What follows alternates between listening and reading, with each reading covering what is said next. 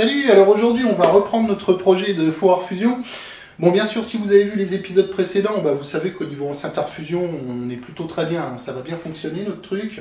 Par contre, il restait quand même 2-3 petites choses à régler, si vous vous rappelez, c'était les systèmes de sécurité. Hein, et c'est vraiment par ça que je vais vouloir démarrer, parce que bien sûr, ça fonctionne sur le secteur, mais rappelez-vous également que là-dedans, hein, ça dégage jusqu'à 3500 watts de puissance, donc c'est quand même énorme. Et du coup, dans l'enceinte, ça peut monter à 400 degrés, voire même plus. Hein, donc il faut quand même avouer que cet appareil-là, c'est un truc relativement... même carrément dangereux, hein, donc c'est pour ça, va pas falloir faire n'importe quoi, on va essayer de se prémunir en premier là, de ces risques d'incendie. Hein.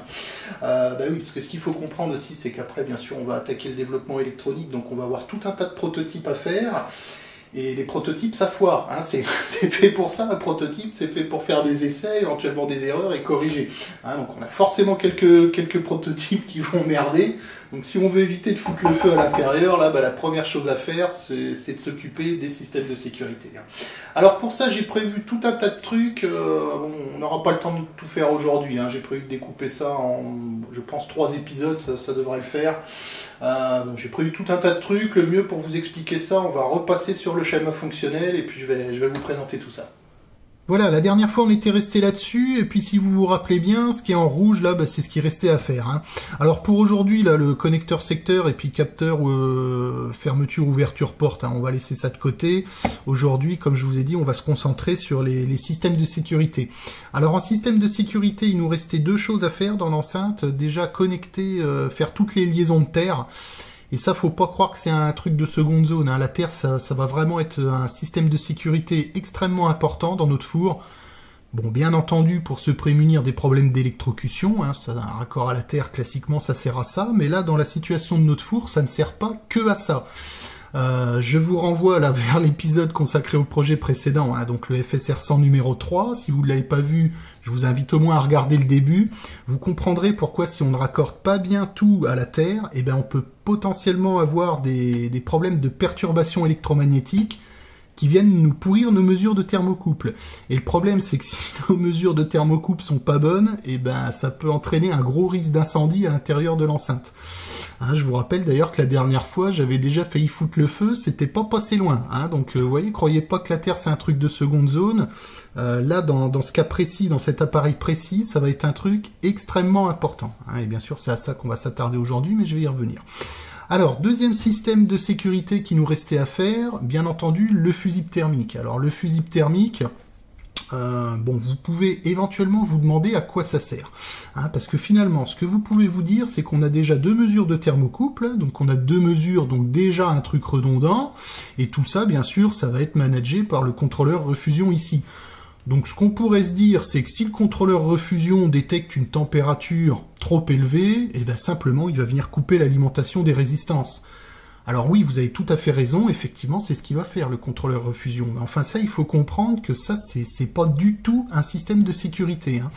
Parce que ce qu'il faut comprendre, c'est que dans notre contrôleur à refusion, bon, bien sûr ce qui va gérer tout ça, alors je sais pas encore comment on va faire tout ça, mais il y aura certainement un microcontrôleur ou quelque chose dans le genre, avec un programme. Et ce qu'il faut comprendre, c'est qu'un programme, ça peut planter, ça peut bugger, et votre microcontrôleur, il peut s'arrêter. Et alors là, le problème, c'est que si le programme s'arrête à un moment, enfin, si le programme s'arrête, bon, déjà, on n'aura plus les mesures de température, donc ça va poser problème. Et en plus, si on n'a pas de pot qui s'arrête au mauvais moment où les 4 résistances sont allumées, ça veut dire que les 3500 watts de puissance sont balancés dans l'enceinte à refusion, comme ça, sans aucun contrôle, et on n'a plus du tout aucun contrôle sur les résistances. Donc là, clairement, il y aura un emballement thermique, et alors là, l'incendie, ça va arriver dans 100% des cas, ça c'est absolument certain. Hein, donc là, il y a quand même un gros risque qui est très loin d'être négligeable, et c'est pour ça que je vous dis, ça c'est pas du tout un système de sécurité. Hein. Donc pour se prémunir de ça, ce qu'il va nous falloir, c'est une coupure thermique, si vous voulez, beaucoup plus fiable, hein, qu'un simple programme dans un microcontrôleur. Donc pour ça, on va avoir un truc beaucoup plus primaire, hein, c'est ce que je vais appeler un système de sécurité primaire, parce que c'est exactement ce que c'est, avec un truc très simple, beaucoup plus fiable. Et c'est pour ça qu'on va mettre un fusible thermique dans notre enceinte qui va être capable, donc quand il s'ouvrira, de venir couper l'alimentation dans les résistances qui sont ici. Hein, ça va être son rôle à ce fusible thermique, et c'est pour ça que ça aussi, c'est un élément de sécurité très important qui va bien sûr nous éviter les risques d'incendie à l'intérieur de l'enceinte. Hein. Alors, si vous vous rappelez également, je vous ai dit qu'on avait un petit problème sur ce fusible thermique, parce que j'ai pas trouvé de fusible thermique à la température qui nous intéresse, et capable de supporter tout le courant là qui va passer dans les résistances. Hein. C'est pour ça qu'il a été redirigé vers le contrôleur à refusion.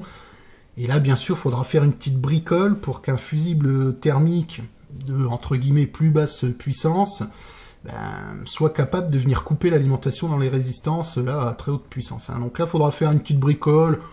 Bon, là, on va pas se compliquer la vie. Hein. Je pense qu'on fera ça avec un relais, un truc comme ça. On va faire très simple. Et puis alors, le troisième, hein, je vous ai dit que j'avais prévu 3 systèmes de sécurité. Le troisième qu'on va faire et qui n'est pas là-dessus, je pense que c'est important aussi de donner la capacité au contrôleur qui va être ici de couper tous les éléments recevant le secteur, hein, donc potentiellement de la puissance, indépendamment les uns des autres. Hein, c'est pour ça que je pense que dans notre contrôleur refusion, là, il faudra faire une... Je ne sais pas encore comment on va faire ça, mais je pense avec des relais de sécurité, des trucs comme ça, de manière à ce que le contrôleur, s'il détecte le moindre problème, soit capable de venir couper indépendamment les résistances, le ventilo, la lampe, enfin tout ce qui est connecté potentiellement sur de la puissance sur le secteur. Hein. Voilà, donc ça va être le programme pour les prochains épisodes du système de sécurité. Alors bon, il y a 3 systèmes de sécurité, donc logiquement on va couper ça en 3 épisodes, hein. Je pense que ça devrait tenir sans problème. Donc aujourd'hui, on va commencer par quoi? Bien sûr, on va commencer par les connexions de terre. Alors les connexions de terre, là vous pouvez être surpris, tiens, c'est bizarre de faire un épisode là-dessus, finalement c'est juste du câblage, qu'est-ce qu'on va bien pouvoir dire sur la terre? Et bien effectivement, c'est ce que j'ai pensé au début. Je me suis dit, bon, je vais faire ça dans mon coin parce que ça va pas les intéresser. Et puis quand on réfléchit un petit peu au sujet, on se rend vite compte que ce câblage de terre, c'est bien plus technique qu'il n'y paraît. Hein, vous allez voir qu'il va falloir utiliser un certain type de câble, pas n'importe lequel, et il va falloir le connecter d'une certaine manière aussi. Hein, parce que la terre, encore une fois, j'insiste, ne croyez surtout pas que c'est un truc de seconde zone, c'est un système de sécurité extrêmement important. Surtout dans notre four, là, encore une fois, je vous renvoie à l'épisode précédent, hein, où c'était pas passé loin, j'avais failli foutre le feu. Donc c'est quand même un truc extrêmement important. Ce qui veut dire que cette connexion de terre, il faut qu'elle soit à la fois fiable, durable, et, si vous voulez, sans faille. Hein. Faut que la connexion, elle soit sécurisée à 100%. Et ça, c'est un truc, vous allez voir, ça se fait pas comme ça. Il y a tout un tas de petits détails techniques à bien maîtriser et à bien gérer. Et c'est tout ça que je vais vous expliquer aujourd'hui. Voilà, donc après, on passera sur le four. Je vais vous remontrer tout ça. Donc ensuite, on fera un 2e épisode consacré à ce fusible thermique. Et puis un 3e épisode dans lequel on fera les relais de sécurité aussi. Ok, donc là, on va repasser sur le four. Et puis, je vais vous expliquer un petit peu les problématiques là, liées à cette connexion de terre. Bon, pour connecter la terre, écoutez, on va pas réinventer l'eau chaude, hein. Je vous propose de réutiliser ce qui était déjà dans le four, hein. Ce sera beaucoup plus simple. Donc si vous regardez en bas à droite, ici, là, voilà, juste là, donc juste là, vous avez un petit plot là, de connexion qui est prévu pour être le nœud général de terre. Alors vous voyez, il y a encore des câbles qui restent dessus. Donc on va se resservir de ça, hein. Ce sera beaucoup plus simple. Juste avec des petites cosses à œillet à sertir, on pourra se repiquer là-dessus. Donc bien sûr, c'est connecté au châssis, hein. Donc on pourra connecter directement le châssis. Et puis on pourra se repiquer là-dessus, là, vers les différentes résistances. Hein, on aura 4 câbles pour aller vers nos 4 résistances. Alors sur les résistances, il y a déjà des choses aussi. Voilà, ça se trouve juste ici. Donc là, vous voyez, ici, vous avez un... Je vais peut-être vous en montrer un. Tiens, j'en ai un. Il y a des espèces de petits œillets comme ça, pareil, qui se sertissent en vissant un boulon, là. Et puis grâce au boulon, bien sûr, vous pouvez vous connecter aussi avec un œillet. Là-dessus, vous pouvez connecter un câble. Hein. Donc on a déjà tout ce qu'il faut pour connecter notre terre. Hein. On va pas s'embêter. On va reprendre ce qu'il y avait déjà sur le four. Ça va être beaucoup plus simple. Par contre, on a un petit problème. Et c'est là où je vous disais que la terre, ça va pas être juste du câblage. Enfin... Si, mais bon, à un petit détail près. Le petit souci, c'est que les résistances, là, elles vont monter, bien sûr, à haute température. Et donc, si on utilise du câble normal de base, bon, ça va pas le faire. Hein. Au bout de quelques cycles, le truc va noircir, il va durcir, enfin, la gaine, elle va complètement s'effriter, ça va cramer, ça le fera pas du tout, quoi. Donc là, il va falloir qu'on utilise du câble haute température, et le problème, justement, c'est ça, c'est haute température, ça veut dire quoi exactement ? C'est quoi? C'est 100, c'est 200, c'est 400 degrés, finalement on n'en sait rien du tout, quoi. Et là ce qu'il faut comprendre, c'est que bon, du câble haute température, vous en trouverez à toutes les valeurs, hein, ça y a pas de problème. Par contre le prix va monter exponentiellement en fait avec la valeur que supporte la valeur de température supportée par le câble. Hein, bon, du câble 100, 150 degrés, ça va, c'est pas beaucoup plus cher. Par contre, s'il faut du câble 200, 300 ou 500 degrés, là ça commence à valoir des véritables fortunes. Donc si on pouvait s'en passer, ce serait pas plus mal. Donc ce que je vous propose déjà, c'est de faire une petite mesure de température là en bout de résistance pour voir grosso modo ce qu'il va nous falloir comme câble. Bon, pour ça, on va pas s'embêter, je vais prendre un thermocouple. Je vais le foutre comme ça, carrément, directement. Je vais le connecter dans le domino. Hein, je vais le visser dans le domino avec le neutre ici. On va faire marcher une seule résistance. Hein, ce sera suffisant. On va prendre la résistance. On va la faire tourner au moins 10 minutes, un quart d'heure, hein, de manière à prendre vraiment le cas extrême où c'est bien mis en température. Et puis, on regardera ce qu'on a comme température en croisant les doigts pour espérer qu'on n'ait pas un truc trop haut et qu'on n'ait pas besoin de mettre du câble trop cher. Hein. Ok, écoutez, je vais préparer la mesure et puis on va faire ça tout de suite. Hein. Ok, tout est en place, donc j'ai simplement connecté la résistance du haut au secteur, là, puis on va faire tourner ça un petit moment, voir jusqu'à quelle température ça monte. Hein. Donc allez, j'allume ça, c'est parti. Oui, un petit détail aussi, je vous ai dit une bêtise tout à l'heure, je vous ai dit qu'on raccorderait le thermocouple dans le domino, mais je ne sais même pas pourquoi je vous ai dit ça. Hein, non, c'est pas là qu'on va le raccorder. Bien sûr, on va le raccorder, enfin il est raccordé déjà là au petit cerclip où on va directement connecter la terre. Hein. Tiens, d'ailleurs, je peux peut-être vous le zoomer un petit peu. Voilà, donc là, comme vous voyez, j'ai bien raccordé donc mon thermocouple, je l'ai coincé en fait dans le petit écrou, directement là en fait où on va venir connecter notre câble de terre. Hein. Comme ça nous permettra vraiment d'avoir une mesure très précise. Et puis ensuite, on pourra choisir un câble en fonction du résultat qu'on va trouver. Hein. Ok, donc on va laisser tourner ça un petit moment. Bon, là, ça y est, ça commence à monter, mais comme vous voyez, ça monte vraiment pas vite. Donc je vais laisser tourner ça tranquillement, et puis je reviens vous voir une fois que ce sera à peu près stabilisé. Voilà, la température s'est stabilisée. Bon, ça continue de monter encore un petit peu, mais bon, ce qu'il faut comprendre, hein, c'est que ça fait déjà quasiment 25 minutes que j'y suis, et puis je vous rappelle que nous, nos phases de montée en température ne dureront que 8 minutes maximum. Hein, donc je pense qu'on est déjà dans un cas suffisamment extrême. Et puis voilà, si on prend cette valeur là de 120 degrés, on devrait être pas mal hein, pour ce qu'on a à faire. Donc on voit qu'au niveau, au niveau de la connexion, là, hein, ça va monter jusqu'à 120 degrés. Alors attention, 120 degrés, c'est pour une température ambiante, là c'est marqué sur le multimètre juste au-dessus, de 22 degrés. Donc il faut encore rajouter le fait qu'on peut être dans une pièce où il fait très très chaud pendant l'été. Hein, donc là on va encore prendre une situation extrême, on va dire une pièce surchauffée l'été, ça peut monter allez, au grand maximum à l'extrême jusqu'à 50 degrés. Donc 50, moins 20, 30, il faudra encore rajouter à peu près 30 degrés là-dessus. Hein. Donc ça nous amène grosso modo à 150 degrés. Là-dessus, il faut encore se prendre une marge de sécurité. Alors, on va prendre ça à la louche, au doigt mouillé. Enfin bon, et oui, hein, la louche et le doigt mouillé, ce sont les deux principaux outils utilisés en électronique. Donc, à la louche, ce qu'on prend en général, dans un cas classique, en général, on rajoute 50% sur la valeur dont on a besoin. Hein. Donc là, on vient de dire 150 degrés. La moitié de 150, ça fait 75. Donc, 150 plus 75, 225 degrés.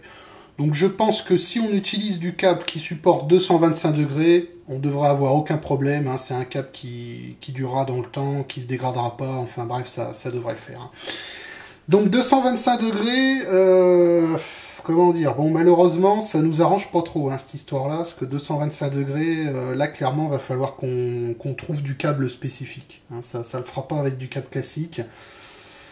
Bon, on aurait bien aimé éviter ça, mais malheureusement, on n'aura pas le choix. Hein. Alors, ce qu'il faut comprendre aussi, c'est que je pense que finalement, il faut quand même pas trop se plaindre. Hein, parce que là, la température que vous observez, c'est ce qui est mesuré en bout de résistance. Bon, là, vous la voyez pas, mais je peux vous dire, moi, je la vois dans le four, la résistance. À certains endroits, elle commence à rougir. Donc, si elle commence à rougir, ça veut dire qu'elle tourne autour de 500 degrés à certains endroits, hein, grosso modo. Donc 500 degrés à certains endroits de la résistance, et puis finalement n'avoir que cette valeur là de 120 degrés en bout de résistance, finalement c'est pas si mal que ça, il faut pas trop se plaindre. Hein, donc bon, quelque part voilà, on aurait préféré avoir moins, ça nous aurait évité d'utiliser du câble spécifique, mais finalement faut quand même pas se plaindre, c'est pas si mal que ça. Hein. Ok, donc écoutez, j'ai pas de connaissances spéciales en câble haute température, hein, donc là il va falloir que je me renseigne un petit peu, je vais lancer quelques recherches, et puis ensuite je vous présenterai les résultats. Alors voilà ce que ça donne. Je vous ai rassemblé sur ce graphique là le résultat de mes petites recherches. Bon, j'ai pas tout mis, parce qu'il existe tout un tas de trucs, mais en tout cas vous avez les principaux trucs que vous retrouverez le plus communément. Donc qu'est-ce que ça représente? Simplement vous avez en abscisse là les différents câbles classés par ordre de résistance à la température, et puis en ordonnée je vous ai mis le prix pour 100 mètres de câble en section 1,5 carré. Alors pourquoi du 1,5 carré? Tout simplement parce que c'est ce que j'ai choisi d'utiliser. Bon, ça peut vous paraître un peu gros, mais en même temps, dans un câble de terre, ce qu'on recherche, c'est d'avoir le chemin de plus basse impédance possible. Donc c'est pour ça, faut pas mettre un truc trop petit. Donc voilà, fallait prendre une décision. Bon, j'ai choisi du câble de 1,5 carré. Je pense que ça nous permettra d'avoir une bonne résistance mécanique, parce que c'est quand même assez gros. Et puis en même temps, on aura un chemin de très basse impédance. Donc ça, c'est idéal pour faire notre câble de terre.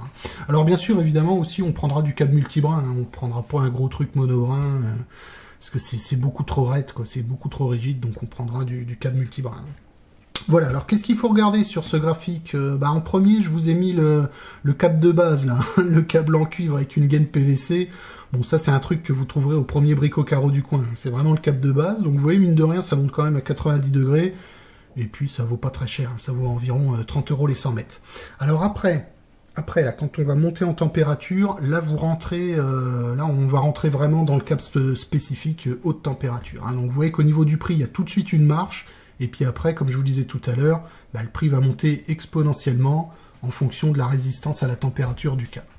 Alors, c'est pas à l'échelle, mon truc, c'est juste un dessin que je vous ai fait, mais en tout cas, je pense que, voilà, c'est parfaitement représentatif des câbles haute température. Dès que vous passez sur du câble spécifique, voilà, vous avez tout de suite une marche, et puis ensuite le prix monte exponentiellement. Donc je vous ai mis les principaux trucs que j'ai trouvés. Donc ça commence avec un truc tout bête, du PVC renforcé avec une âme en cuivre étamé, pardon. Voilà, 125 degrés, et puis vous montez aussi, alors là vraiment au truc extrême, je savais même pas que ça existait avant de faire cette recherche. Et oui, il existe des câbles qui résistent jusqu'à 1500 degrés temporairement. Mais bon, c'est vraiment des trucs extrêmes. Vous avez une âme là en alliage cuivre-nickel, autour de ça une bande en mica, et puis pour faire l'isolation, vous avez plusieurs couches de fibre de verre imprégnées de retardants, de choses comme ça. Enfin, c'est vraiment le truc vraiment extrême. Et vous voyez que le prix, lui aussi, est vraiment extrême. Mais ça se trouve facilement, ce truc-là, bizarrement. Donc voilà, si vous voulez monter un haut fourneau chez vous, vous pouvez le faire. Bon, faudra avoir un peu d'argent quand même, mais c'est faisable. Bref, c'est pas notre sujet aujourd'hui, on va revenir dans la zone là plutôt qui nous intéresse. Donc nous, ce qu'on a dit, c'est qu'il nous fallait du câble qui supporte au moins 225 degrés. C'est ce qu'on avait dit, si on va avoir une bonne marge de 50%, il faut que notre câble supporte 225 degrés. Ça veut dire qu'idéalement, on se situerait ici, sur du câble en gaine téflon qui supporte 250 degrés. Voilà, ça ce serait vraiment l'idéal pour notre application, ce serait parfait. Bon, il y a quand même un petit souci, c'est le prix. Vous voyez, 215 € hors taxe pour 100 mètres, c'est quand même assez cher. Alors là, vous allez me dire, il n'y a qu'à en acheter qu'un mètre ou deux. Oui, j'aurais bien aimé. Si c'était possible, clairement, c'est ce qu'on aurait fait. Malheureusement, et c'est pour ça que je vous ai mis prix pour 100 mètres ici, tous ces câbles un petit peu spécifiques, c'est comme les composants spécifiques. En général, vous êtes obligé d'en acheter une certaine quantité.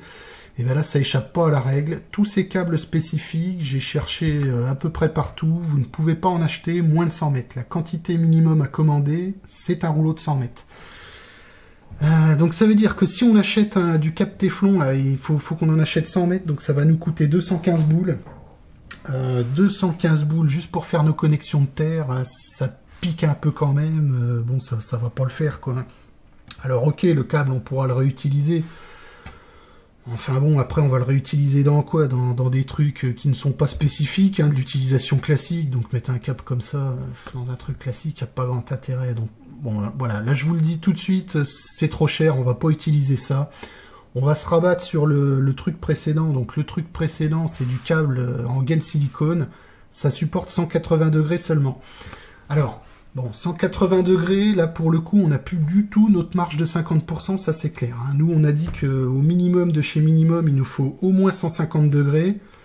Et on aurait bien aimé avoir une marge de 50%, c'est pour ça qu'on aurait bien aimé avoir un truc qui résiste à 225 degrés. Bon, malheureusement, c'est trop cher, ça va pas le faire. Clairement, là, pour une raison de coût uniquement, on est obligé de se rabattre sur la gamme en dessous, donc du câble en silicone. Bon, on n'aura pas une marge énorme, mais finalement, je pense que c'est pas très grave, parce que ce qu'il faut comprendre, c'est que nous, notre truc, il va pas être à 150 degrés en permanence. Hein. Ce sera juste des petits cycles qui vont durer quelques dizaines de secondes, voire une minute, pas plus. Donc finalement, je pense que c'est pas très grave. Hein. On va pas débourser une fortune là sur du cap Téflon.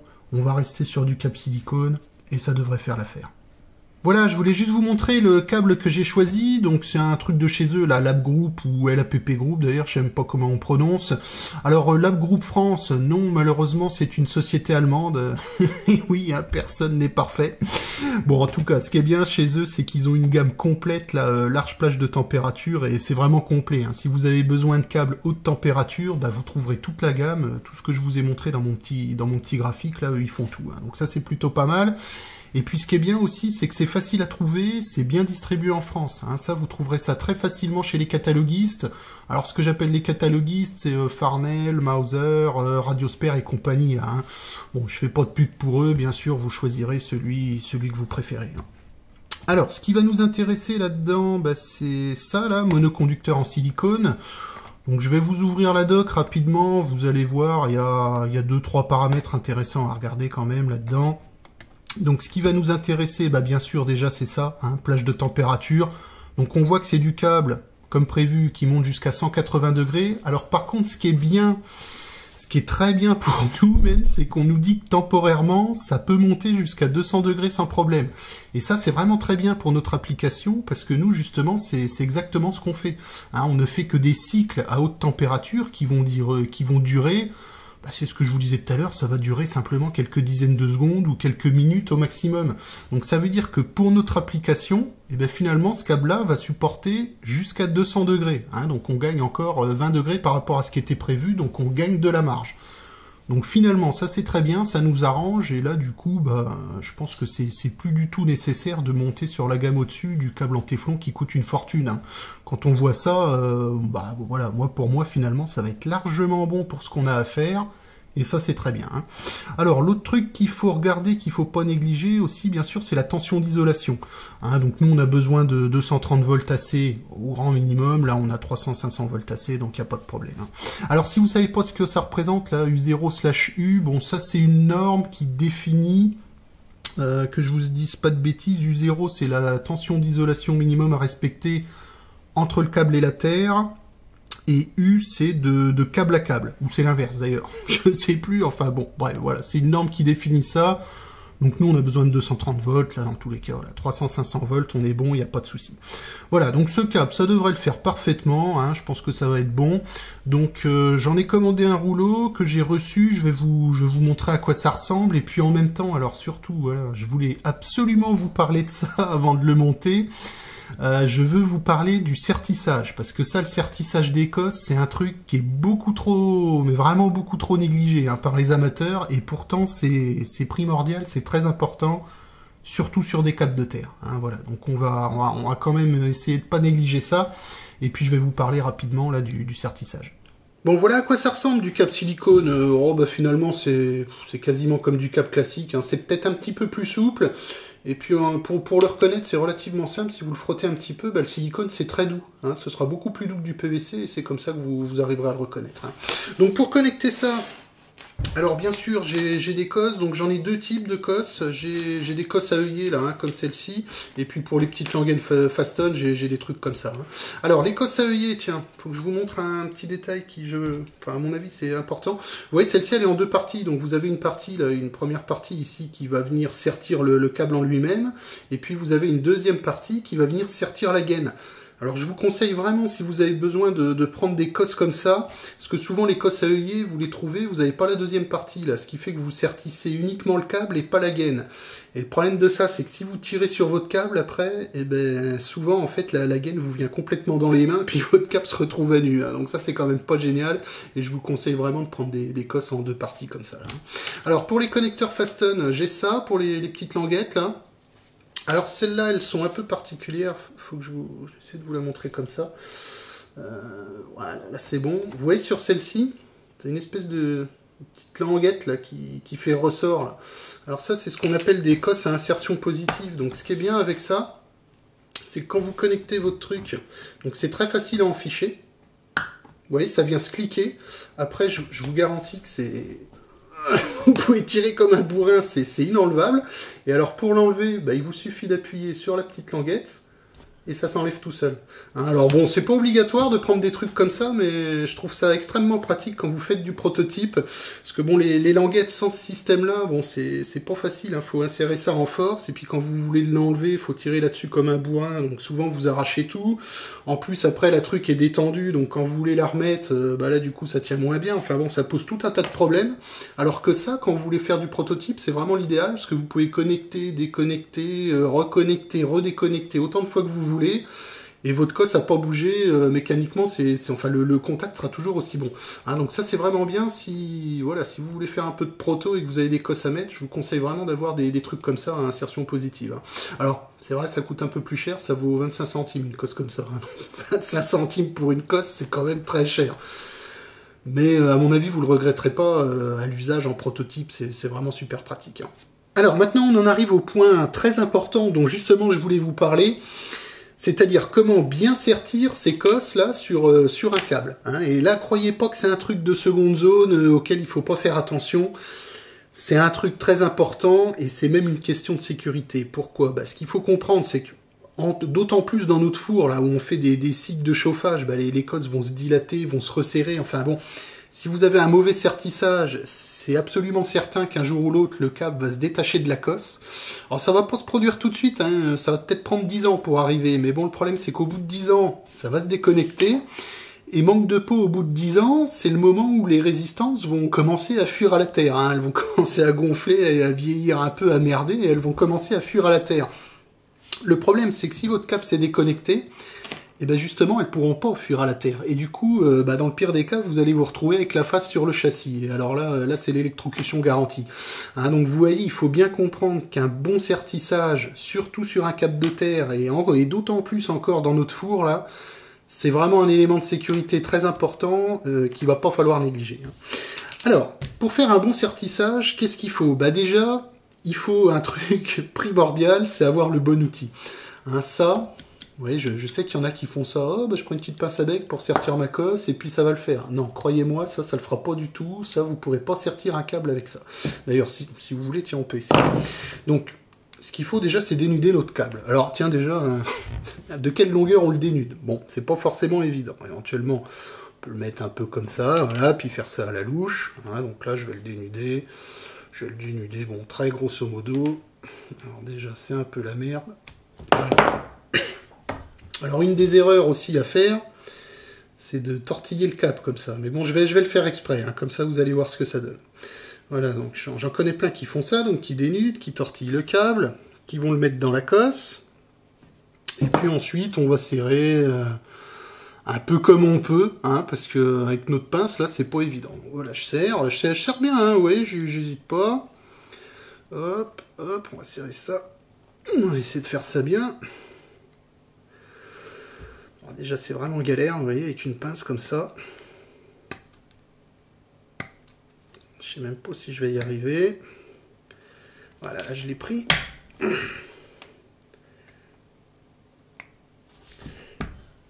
Voilà, bon, j'en ai un peu chié, mais vous avez vu, j'ai bien serré, hein, j'ai pas hésité, hein, et donc on obtient un espèce de truc, bon ouais, c'est pas super beau.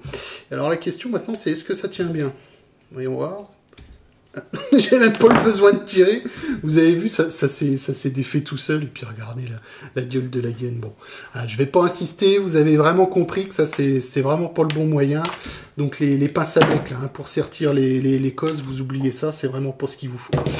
Alors, ce qu'il vous faudra, bien sûr, ben, vous avez deviné, c'est une vraie pince à sertir. Et une vraie pince à sertir, oui, mais pas n'importe laquelle. Hein, parce que là, c'est pareil, dans les pinces à sertir, il y a à boire et à manger. Hein. Alors la première que je suis absolument, je suis quasiment sûr que vous l'avez chez vous, celle-là. J'en ai pas à vous montrer là, hein, mais je vous mettrai une photo en insert, vous allez la reconnaître tout de suite là. C'est cette espèce de pince plate là, découpée dans un morceau de tôle.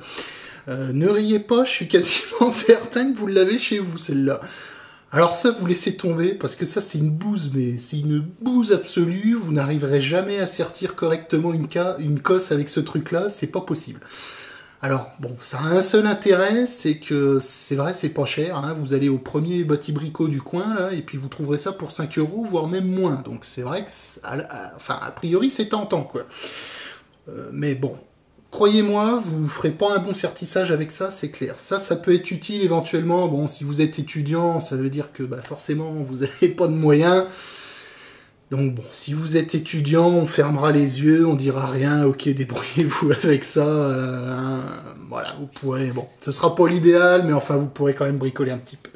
Maintenant, si vous avez un peu plus de moyens, ce que je vous conseille d'avoir, c'est un truc comme ça, c'est-à-dire une vraie pince à sertir. Alors, une vraie pince à sertir comme ça vaut un peu d'argent, c'est vrai, hein. Ça vaut, je crois, celle-ci dans les 130 balles, donc c'est très cher, hein. Pour une pince, c'est très cher, là, faut pas se voiler la face.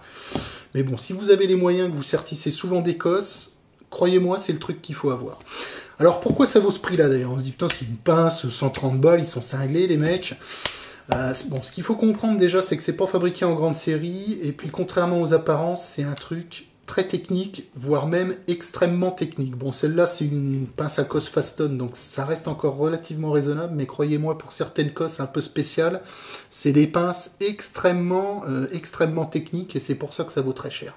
Hein, donc je vais essayer de vous montrer un peu pourquoi c'est technique, et pourquoi c'est spécial, cette pince. On va zoomer là-dessus, je vais vous montrer tous les petits éléments en fait qui font la différence. Alors pour commencer, bien sûr, l'élément primordial, c'est la mâchoire. Hein, la mâchoire, elle est spécifique. Et comprenez qu'elle a été faite spécifiquement pour un certain type de cosse. Hein, là, en l'occurrence, c'est des cosses Faston de chez TE. Hein, donc c'est une pince TE, et ça a été fait pour des cosses Faston TE. Bon, les cosses Faston, c'est un truc à peu près standard. Hein, donc ça, vous pourrez l'utiliser avec tout. Mais sachez que sur certaines cosses, c'est une marque spécifique et une cosse spécifique, hein. C'est-à-dire que d'une marque à l'autre, vous n'avez pas forcément les mêmes empreintes de mâchoire et ce ne sera pas forcément aussi bon. Hein, donc c'est vraiment un truc spécifique qui a été prévu pour. Et alors si vous regardez la mâchoire, je vais essayer de vous la montrer en détail. Vous voyez, c'est pas fait n'importe comment. Hein. Là, vous avez une espèce de petite marche, en fait, si vous regardez bien. Ici, c'est pas au même niveau que ici. Hein, vous voyez, la mâchoire est en deux parties, là, et ça fait une marche. Alors, pourquoi elle est en deux parties? Bah, bien sûr, si vous regardez la cosse, vous vous rendez compte que l'épaulement qui est destiné à sertir la gaine, il est plus bas que l'épaulement qui est destiné à sertir le câble. Hein, donc, la mâchoire, évidemment, bah, elle est prévue vraiment pour épouser au mieux la forme de la cosse. Hein, et ça, c'est un truc vraiment très important d'avoir la bonne pince, ou en tout cas la bonne mâchoire. Hein, parce qu'évidemment, vous avez des pinces avec des mâchoires interchangeables. Bon, si ça vous intéresse, vous regardez, il y en a tout un tas de modèles. Enfin, ce qui est très important, c'est d'avoir la bonne mâchoire pour la bonne cosse. Et alors là-dessus, sur des pinces TE, c'est des mâchoires, bon, je sais pas ce qu'ils ont utilisé comme matériau, mais je peux vous dire que c'est extrêmement dur. Ça fait déjà un moment que je m'en sers. Avec ça, vous sertirez des milliers de cosses, ça s'usera pas, il n'y a pas de souci. Hein. Alors maintenant, si vous regardez au niveau de la forme de la mâchoire, donc on a vu que ça vient bien épouser la cosse, mais c'est pas fait un hasard. Je vais essayer de vous sertir une cosse, vous allez mieux comprendre comme ça ce qui se passe. Voilà, donc la cosse, bien sûr, est faite pour s'insérer dans la pince comme ceci. Et alors, regardez bien ce qui se passe quand je vais serrer. Pardon. Vous allez voir comment ça se produit, en fait. Vous allez voir que les deux parties, là, les deux petites languettes de sertissage, comment elles se replient. Vous allez obtenir une forme très particulière que vous ne pourrez pas avoir avec une pince pas spécifique. Regardez bien, je vais serrer. Hop. Je vais détacher la pince. Vous voyez ce qu'on obtient? On obtient cette espèce de forme là, recourbée, tout à fait caractéristique d'un bon sertissage. Hein, en fait, c'est recourbé comme ça pour venir griffer le câble de l'intérieur. Et avec une forme comme ça, vous aurez un très bon sertissage que vous ne pourrez pas obtenir avec une pince plate ou courbée. Voilà. Le seul moyen d'obtenir un bon truc comme ça, c'est clair, il n'y a pas photo, c'est d'avoir une forme particulière qui est parfaitement adaptée à vos cosses. Ensuite, deuxième point important qui n'est pas du tout négligeable, sur une bonne pince à sertir, vous aurez toujours aussi la partie pince à dénuder qui va avec. Hein, et comprenez bien que c'est une partie pince à dénuder qui a été fait spécifiquement pour les cosses qui correspondent à la pince. Hein. Alors bien sûr, là vous avez différentes mâchoires en fonction de la section de câble que vous voulez dénuder. Hein. Vous voyez ici indiqué en millimètres carrés ou en calibre AWG. Donc jusque là on pourrait croire que c'est une pince à peu près normale. Bon, sachez quand même que ça, sur un truc haut de gamme comme ça, je peux vous dire que les mâchoires elles sont calibrées aux cheveux près, ça tombe vraiment pile poil aux cheveux près. Hein. Mais en plus de ça, donc, vous avez aussi une plaque qui va vous servir de butée pour venir dénuder votre câble pile poil à la bonne longueur, de manière à ce que la longueur dénudée en fait corresponde pile aux cosses qui vont avec la pince. Donc je peux vous montrer ce que ça donne. Alors là évidemment je suis pas de la bonne main, donc appuyez la main à gauche, je sais pas si je vais y arriver quand même. Donc là vous voyez il y a mon petit câble qui arrive en dessous, je le mets contre la butée. C'est un petit peu raide, hein, parce que là c'est pareil, vous voyez, il y a un cran en fait, ça vient guillotiner net d'un coup la gaine du câble. Hein, et vous avez juste après à tirer un petit peu dessus, et là vous voyez votre câble il est coupé, mais net, vraiment, vraiment très très propre, avec pile poil la bonne longueur. Hein. Alors la bonne longueur, je peux vous la montrer, on va prendre une cosse. Et vous voyez, quand vous l'enfichez, bah, c'est pile poil la bonne longueur hein, qui correspond à la cosse. Hein. Et enfin, dernier point, sans doute le plus important et aussi sans doute le plus technique, comprenez que la pression qui est exercée sur vos cosses lorsque vous les sertissez, bah, cette pression est calibrée. Hein, vous voyez la pince là, elle est pas fermée comme ça, il y a un cran. Voilà, là je passe un cran, ma pince bouge plus. Et ce cran, il n'est pas fait au hasard, il est fait de manière à ce qu'il y ait une pression calibrée qui vienne s'exercer lorsque vous sertissez des cosses. Hein, et alors ça, c'est vraiment le point le plus technique. D'ailleurs, vous voyez, il y a une vis de réglage qui est où, voilà, il y a une vis de réglage ici, donc ça peut se régler. Alors bien sûr, il ne faut pas y toucher hein, quand vous les recevez.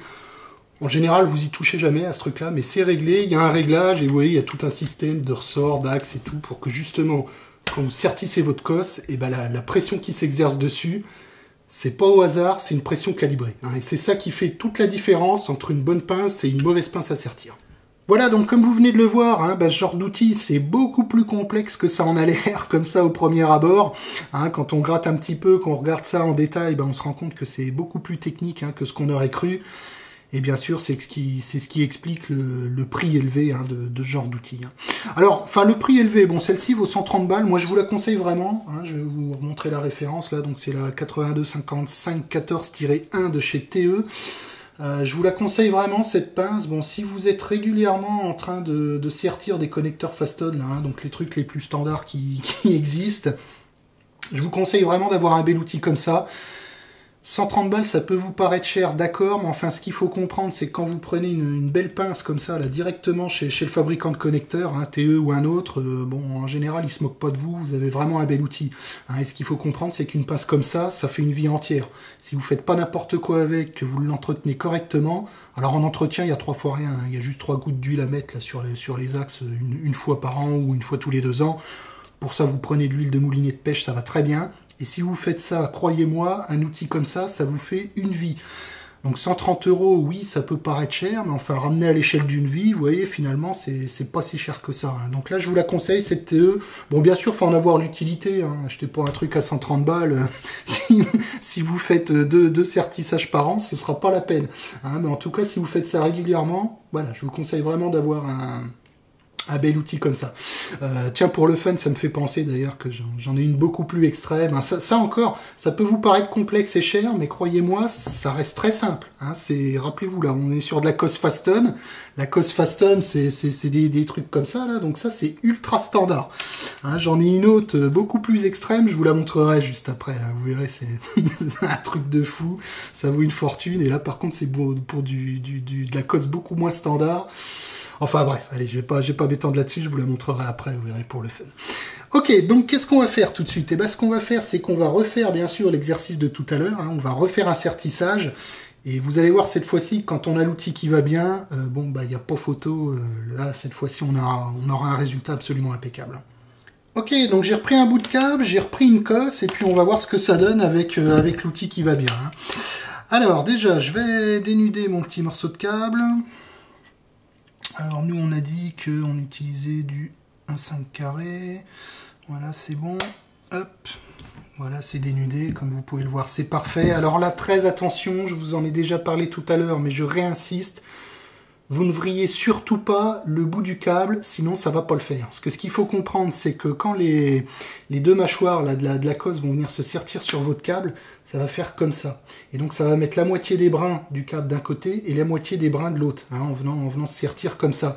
Et si jamais vous avez enroulé comme ça, enfin si vous avez vrillé votre multibrin au bout du câble, et ben quand les deux mâchoires vont venir sur le câble, ça va venir l'écraser, mais il ne pourra pas se séparer. Et du coup, ça va pas le faire, vous ferez un mauvais sertissage si vous faites comme ça. Hein. Donc c'est très important, vous dénudez le câble, et surtout, vous ne l'ouvriez pas, vous le laissez tel quel. Hein. Ok, alors ensuite, je vais mettre la cosse dans la pince. Donc là, évidemment, il ne faut pas se tromper de sens. Un 5 carré, c'est l'emplacement numéro 4, voilà, donc là je suis en bon endroit. Bon, on peut commencer à serrer un petit peu, voilà, pour que ça bouge plus. Ensuite, je fous le câble là-dedans. Ok, et je sertis. Et alors là, faut y aller franco. Hein. Voilà, vous voyez, c'est assez raide. Et là, c'est bon, mon câble est serti. Voilà, je vais vous montrer ce que ça donne. Là, vous le voyez bien, et là, c'est très propre, il n'y a pas de problème, c'est impeccable. Et alors, je peux refaire le test de tout à l'heure. Donc là, je vais carrément prendre ma pince pour avoir le plus de force possible. Hein, je vais me mettre là. Je vais m'entortiller ça autour des doigts. Et là, je vais essayer comme un gros bourrin d'arracher le câble. Je peux vous dire que je force, mais vraiment comme un salaud, quoi. Vous voyez mes doigts, hein? Ah, tiens. Bon, je crois que c'est clair, vous avez vu, j'ai forcé, mais vraiment comme un gros salaud. Le truc n'a pas bougé d'un iota. Hein, je vous renvoie à 5 ou 10 minutes avant, là, quand on a fait la même chose avec une pince à bec.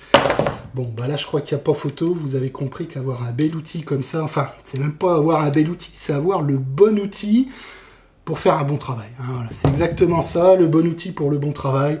Et là, on a un résultat impeccable. Et je peux vous dire qu'une cosse comme ça bougera pas. Ça va rester 20 ans, 30 ans, même 40 ans, ça bougera pas, une cosse comme ça.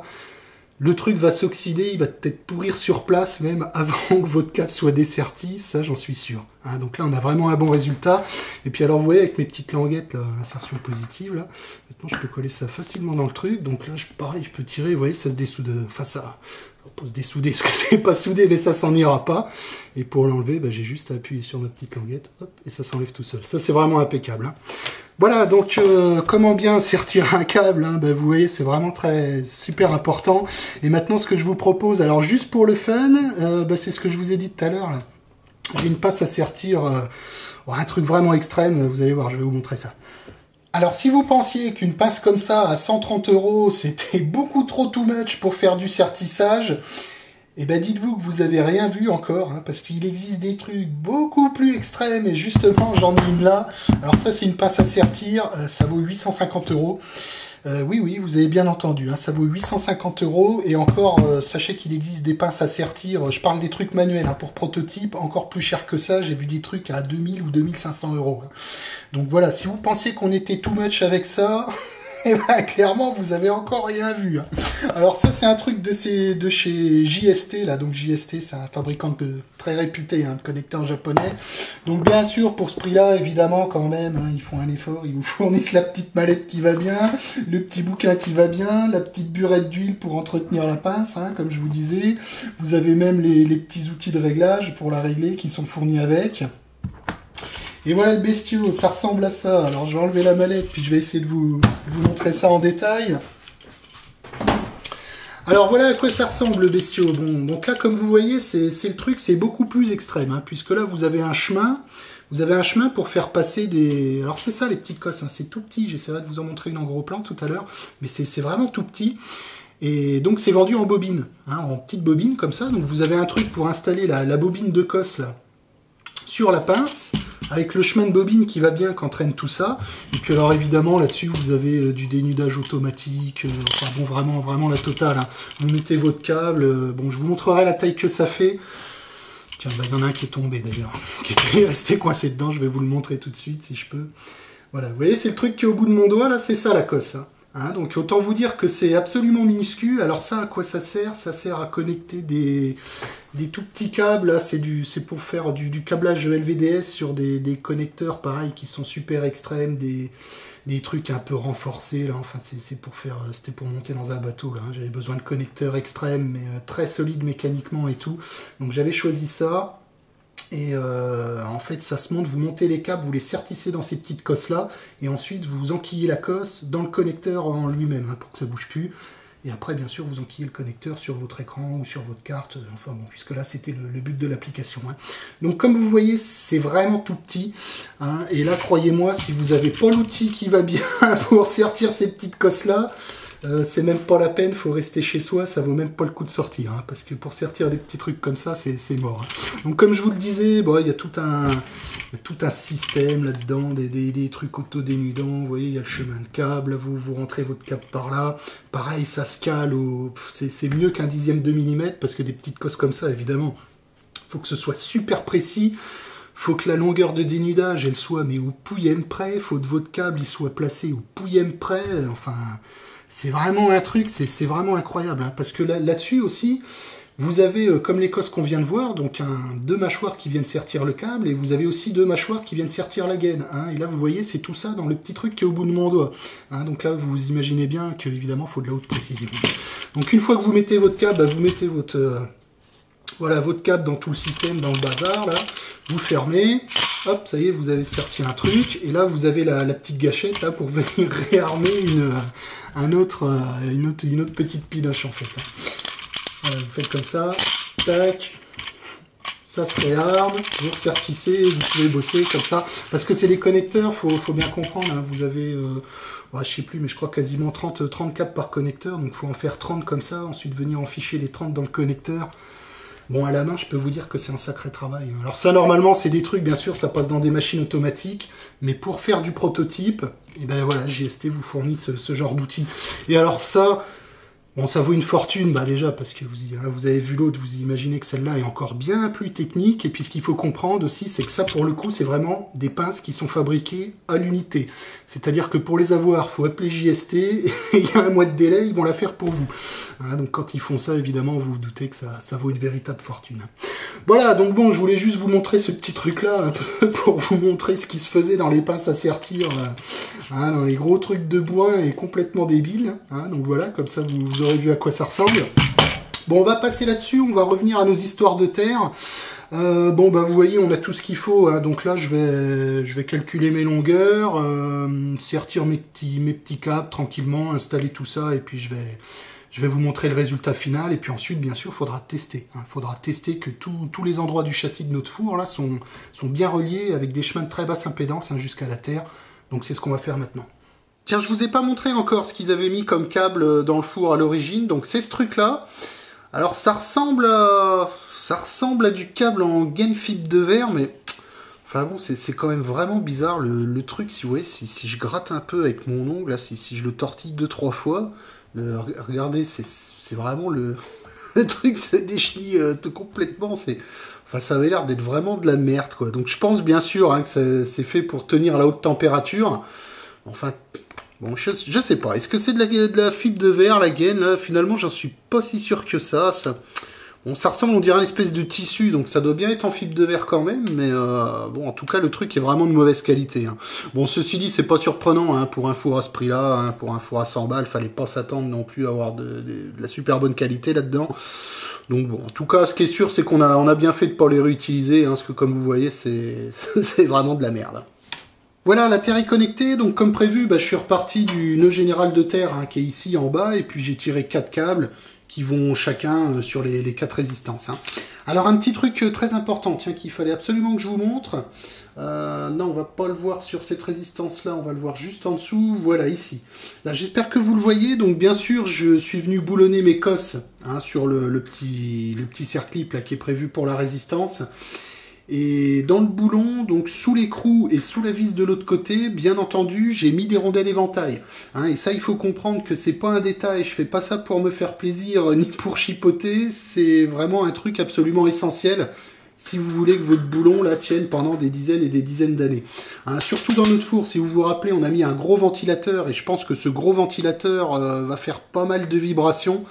Hein, donc si on veut pas que notre boulon se desserre, eh ben, il est très important et primordial de venir mettre des rondelles éventail dans le boulon.